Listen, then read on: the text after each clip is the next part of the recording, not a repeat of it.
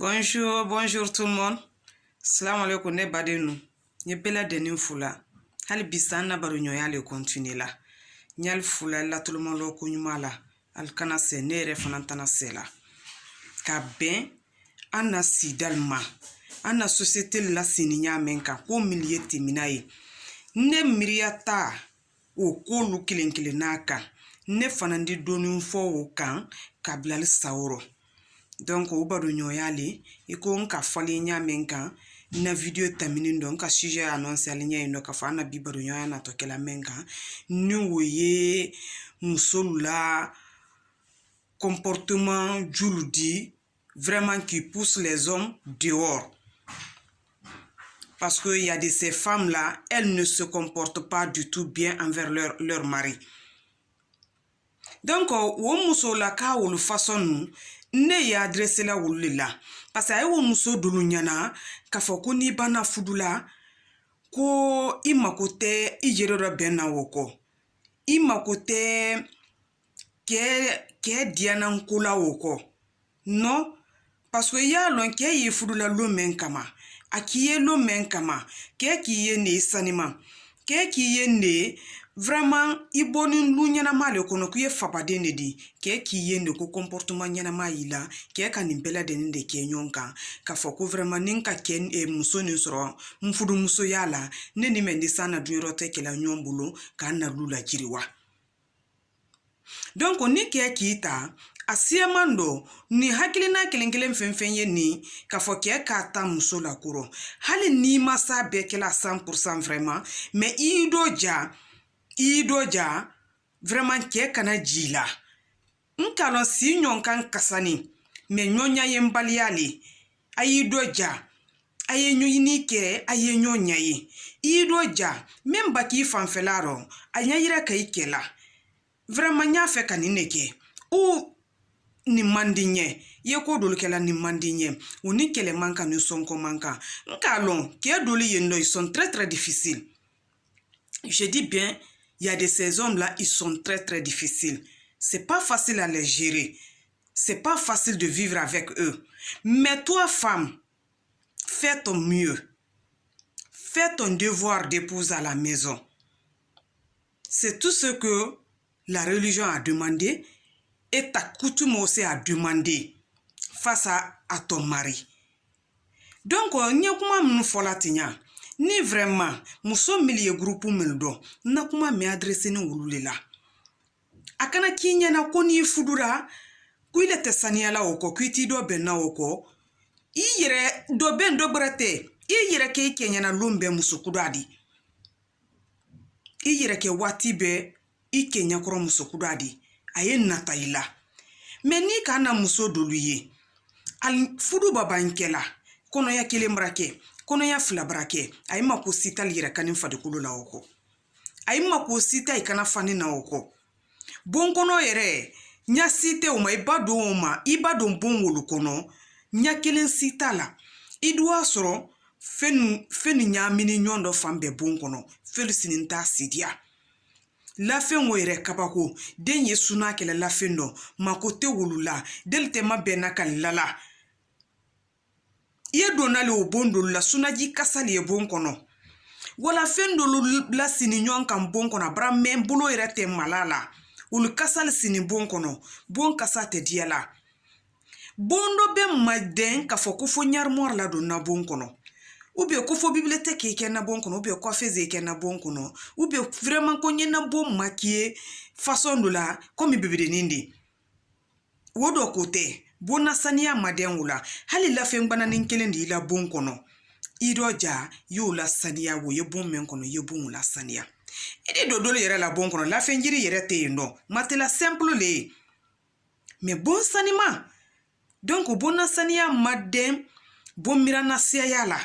bona sania maden ko nye fenti le di gere la sania maden ka fo ko ne na folotil di wala ko fanu ngora baye mbulu edi doye fanin kasia bulu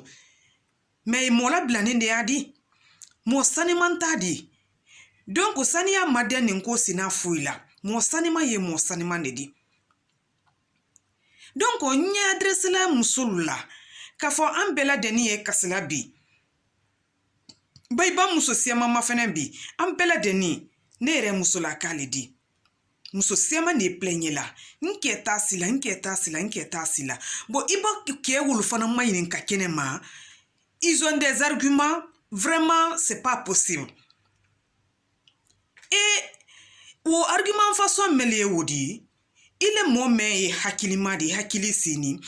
ido wulu dolu fana ye ndo vraiment ces arguments là sont très bien fondés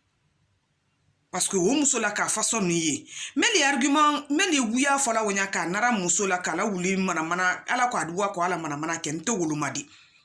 mais meli ye bola kene ma vraiment meli ye kun fana kene malala vraiment ka fo kal musolu al musolu sanimante ou bien al musolu tal mabere la ne yo muso sulema meli taye la wuluma do wulu kote di donc nye muso façon munu mati nal keli ye bola al kel tal la jala bon kono I do ja ila bon kono sania I yere sania tu yere kela demisen di kenya koro wati be attire ton mari vers toi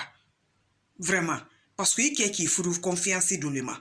a qui fout jigi ma I do ja ye jigi wo respecter ni masa kala 100% mais il doit ja yesi manke ndo parce que adabaden cité no fete mena défaut e bela de nina hali nere meni nina défaut le sini adabaden susute défaut temena mais il doit ja défaut même ba kekeli la ou défaut façon nous aye vraiment c'est acceptable moi de ces défauts sous accepter là donc ni kia kanka foko ne ila bon kono ye façon mena dumantenya ila bon sania ni kia koko ye fani façon mendo na te fani ni mandinye nye ni nefe na ti bolo afaye mbay sabari ni ntembule tema de menye ni nsoro c'est très simple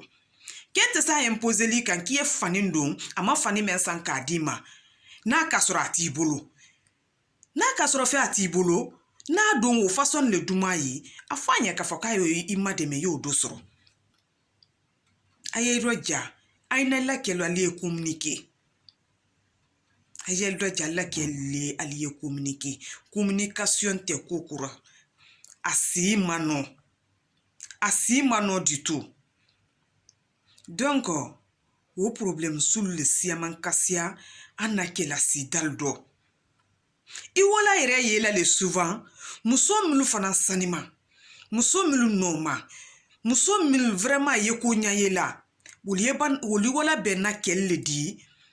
c'est pas du tout facile mais il est koni ala ka men ki ile la seria di kela si buluma ile yido jaba yoke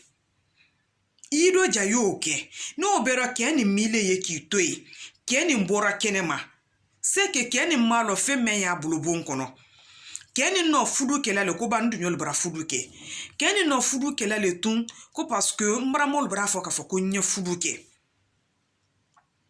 non ta ma fudu ke ani dia nan tala non sino ni muso yuku muso yi dia nan ko kela ila bon sanima muso yi dunyol ma bena ko mi ya fe nya menka muso yi bramol ma bena ko mi ya fe nya menka muso yi dia nan ko kela ya fe muso ni kile manya menka ila la fenka muso ni ekelate wo bera ile ma muso ni ntoindo ibora ka wa dobere ko ikumfana dobere la kenema fe mi malo muso mi bulubun kono imalo muso mi bulubun kono ima valeur lo okoso yo ko sinal kela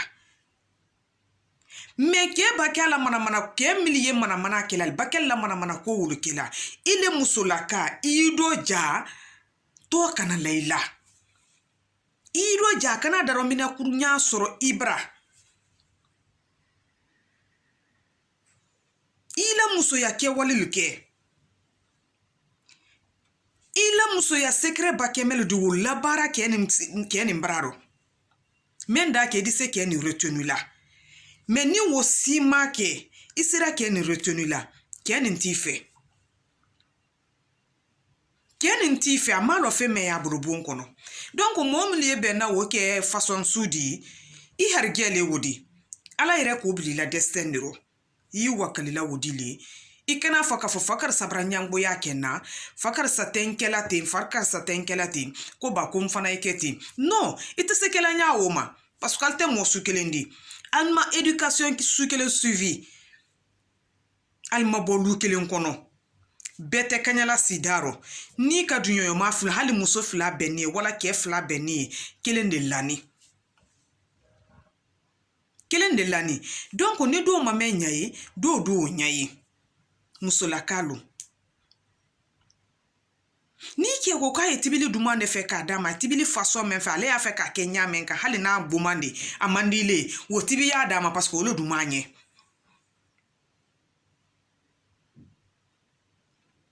ye kela fanel sania ila la fel sania ila bonkono sania we yi yere sania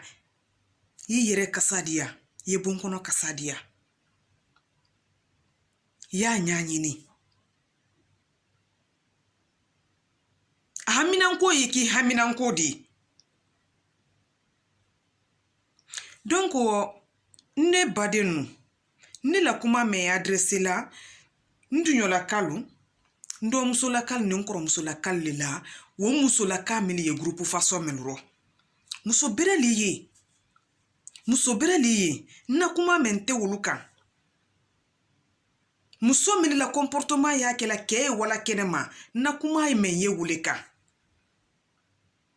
parce que ye ke sema ne ya plenye la ne muso nya kumuni wala muso daragbo ne muso sanimante ne muso mako site na molula wala muso mako tendunyo la wala muso mako tende yere la na banda tibilil bakele ngokela anye nyonye la fenetunka wo se mbonara ko breta nyonte non musolaka la comportement basan théorie une femme doit être douce, aimable, gentille, attirante. Donc, nous, au façon nous, manquera musolaka la, a signoya di beleya kebulu kosebe. A signoya di beleya kebulu kosebe. Parce que au comportement d'amando doli yendo na comportement nyana ma ile ni ke halal badara sosole ke ya furunkula le ma tese furunkuli koro parce que akalo ane muso me nyonka le rebu kalon ka foka ye ko men kella koko nyana mate kele gote wala wula janna me ika kele susu samaniye karo kelen karo fula karo saba hansa wala ile muso la kayire manyini ka nyamun kela nte ke foni kise kel made ke melu kunjani yo fara kolon kantu wulu made parce que iba wulu fana ipi kenya sika idi bila wulu la ibi yele manya sika idi bila wulu la donc onto ke la ka façon sulma ne la kuma ye menkan musula ka melu tal comporte la nyumala alla ke la sidal don na kuma ye wulu kan aye ni wo comportement nyana mate momula aye la comportement mafali ay kana to ke ya darmina kunya soro ila ka fo ikeni te ido nintenya donc aye sabari aye bulu bla yirero adol babande nu soro nal froiseni ne wodi ida ye dini fitini ile yere me ya nadi ile bulu yigere koro ibade na ide na ta kadensi ninto kama soro vraiment alte entretien façon qu'elle façon su qu'elle na quoi alte entretien qu'elle façon su qu'elle na dembati siama ne fana imona la de manya woma idi o dembati dole da fal de musulma fakarsa ile ti du nyol bela hali ne me musokoro de ne banda bandi tadia ile di